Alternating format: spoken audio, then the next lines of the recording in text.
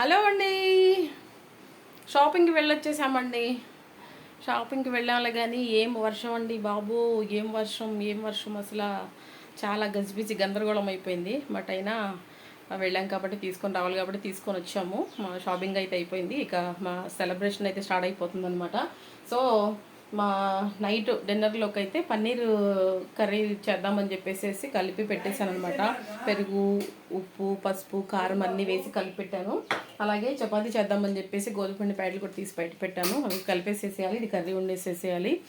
Cake అయితే తీసుకురావాలండి. So మా celebrations అయితే స్టార్ట్ అయిపోతున్నాయండి. మా చిన్న బాబు పడుకొని ఉన్నాడు, ఇంకా లేగలేదు.